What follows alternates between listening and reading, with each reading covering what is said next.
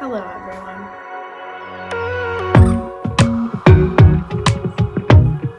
Okay, well, today's kind of gloomy, so I'm using a ring light and it's quite distracting on the glasses, but I don't like the look without the glasses, so I'm just gonna keep them there. Hopefully it's not too distracting. Today, I'm going to be talking about 10 things that everyone thinks are common knowledge about pregnancy, but I don't think always are. These are things that I experienced myself that I feel like when you're pregnant, a lot of people are like, oh yeah, everybody knows that, but I didn't know that. So I'm sure that I'm not the only one that feels this way about pregnancy and being first time mom, or even a second time mom. Like there's things that happen with Daisy that didn't happen with Jack, and I didn't know could happen with either pregnancy. So I'm going to get started and let's do this. Number one is the morning sickness. I mean, I knew about morning sickness itself. Like people talked about, oh yeah, for the first trimester of pregnancy, a lot of women experience morning sickness. It happens a lot of the time early in the morning when you haven't had anything to eat yet. Sometimes it can happen all day long. It's not specific to just morning, but that's what they call it. Well, I thought that I'd get sick and I could go about my day. Well, no. I mean, I wasn't like forcing myself to get sick or anything like that, but I assumed that that was how it worked, is like once you get sick or you don't feel good and you get sick, then you move on and you can go along with your day. That's how I've always felt when I've gotten sick. But this is different. This isn't even something that I can explain to somebody who's never been pregnant before. But the best way that I can explain it is that it's just like as if you're, when you're like just at the brink of puking, like you like feel like you can feel it in your throat and it's like sick in your stomach. Like that's how it feels, but like it doesn't go away and it sucks. With Jack, I would get morning sickness a lot through the first trimester, a little bit through the second, and a little bit through the third. And I like right up until he was born, it wasn't like it went away after the first trimester was over and then I just like had a really lovely pregnancy after that. That was not the case. And with Daisy, it never ended. So I had morning sickness the same in my third trimester as I did in my first. And it progressed. It was worse throughout the pregnancy. Like if I didn't take my medication the night before, then in the morning I would feel really, really sick. And it just was not a good time at all. Number two is swelling. You would be surprised the places that can swell when you're pregnant.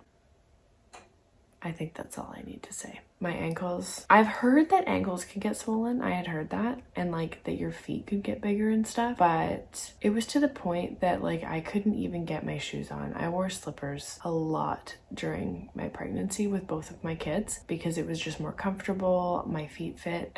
It didn't hurt to get my shoes on and off. I could get my shoes on and off without somebody's help. It was a lot more beneficial for me just to wear slippers. And if you're comfortable doing that, I recommend it too. Or finding some slides or like something comfortable that you can just put your feet in, because boots and runners and like sandals and stuff just like didn't do it for me. Slippers were like comfy and soft and warm. It was great. Okay, number three, fatigue. Like being super, super tired was like, first pregnancy, it was there, but it was not as prominent as it was with my second pregnancy. And I think that's because, of course, I had a toddler running, well, not quite running. I had a toddler ripping around the house and he's just a very busy little man. And being sick and having a toddler and growing a human is just like not a good time at all. And so I was very, very, very tired with my second. I would nap every time that Jack napped.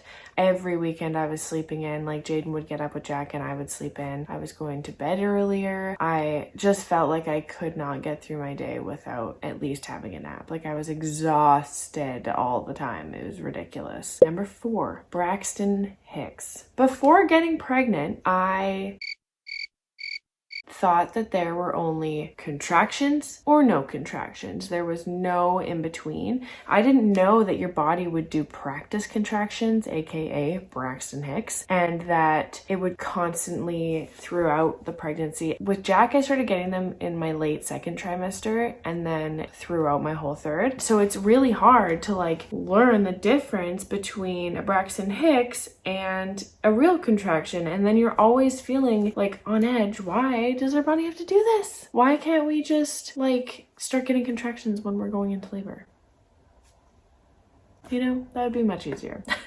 I would appreciate it much more. Anyways, number 5, weight loss. Everybody always tells you that you're gonna gain weight when you get pregnant. And yeah, of course you're gonna gain weight. You're growing a whole human being, basically. No, not basically, you are. You're growing a whole human being and they're inside your body. So obviously you're gonna gain weight. But it's possible to lose weight at the beginning of pregnancy as well. And not because you're exercising and whatever. I think I lost 15 pounds with Jack at the beginning from being sick. Like I went from like 160 to 145 or something. And with Daisy, I lost 30 pounds at the beginning. Keep in mind, I hadn't lost all of my baby weight from Jack and I was so sick with Daisy, like puking every single day. It was horrible. So I lost a lot of weight with her compared to Jack, like double. And then I started to gradually gain weight and I would gain like half a pound a week. And then at the end it was like, she's a big girl. She's a big baby. Daisy was massive. She's still huge.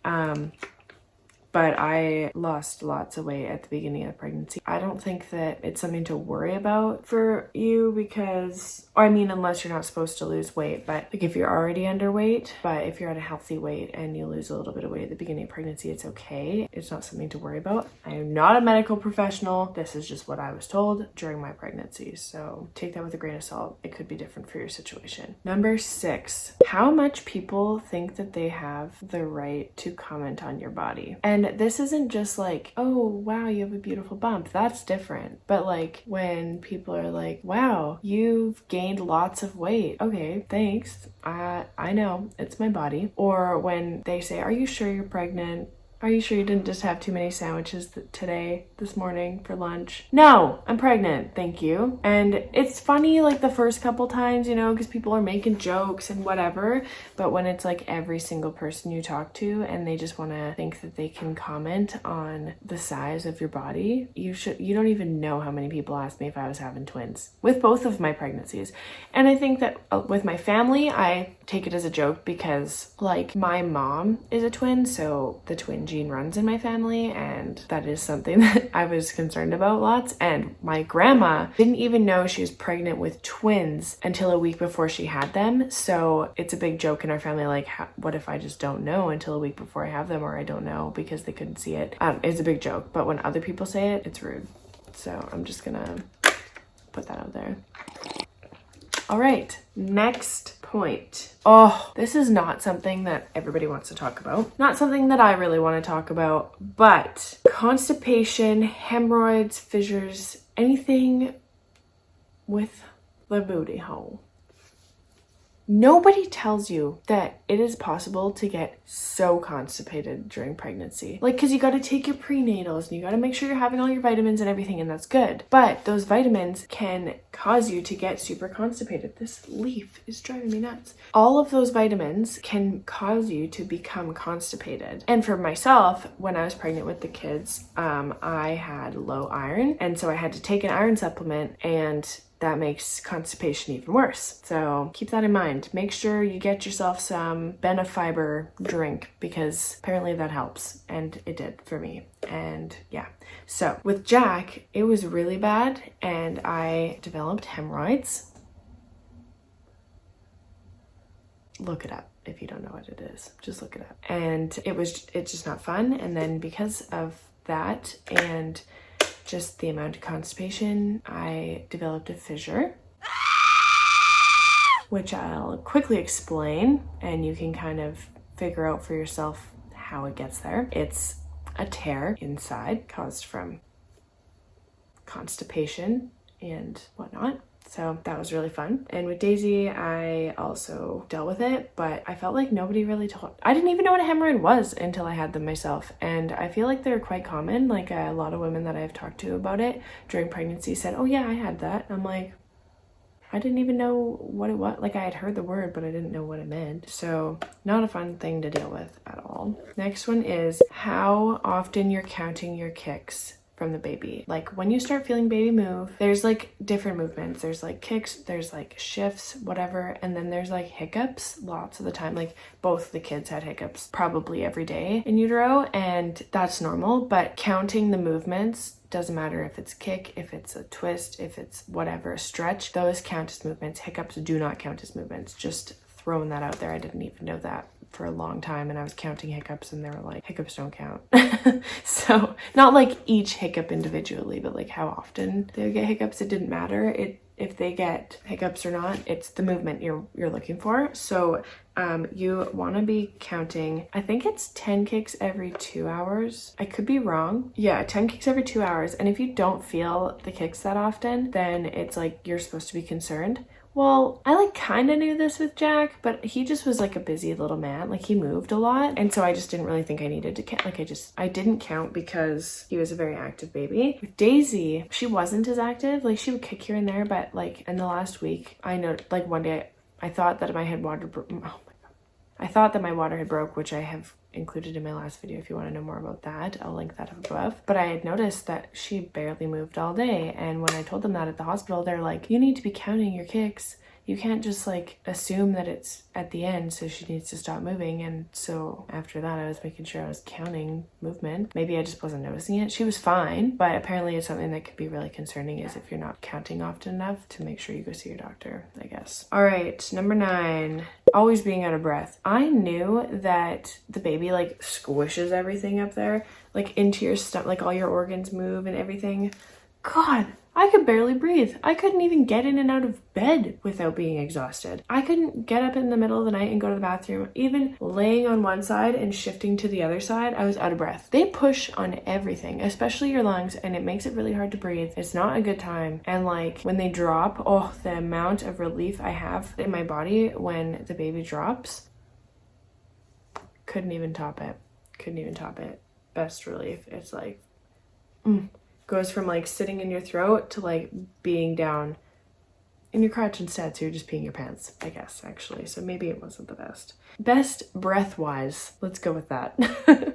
Okay, last but not least, number 10, don't compare your pregnancy to other pregnancies because everybody is different. Your first pregnancy could be so different to the next pregnancy. Mine were, I mean, there was a lot of similarities, but Jack's were very different to Daisy's, and mine were different to my mom's, to my friends, to my cousin. Like nobody's pregnancy is the same as the next, and it's just, you gotta take the information that you can and learn about it and make sure you're educating yourself so that you can be prepared when you get pregnant, or if you're already pregnant. Just for me, I needed to do my homework. I needed to know what could come, what could happen, common things, uncommon things, and I still didn't know a lot of stuff. So do your homework, ladies and gentlemen. You know what? Do your homework. Learn a little bit about pregnancy so that you can know and help when the time comes and when you need to assist. Find different things you can do to help her, you know, like different exercises that you can assist in when she gets into later pregnancy, just trying to get everything going. Look that shit up. Do your homework, everybody. All right. Until next Friday, toodles. Thank you all for joining me. Peace.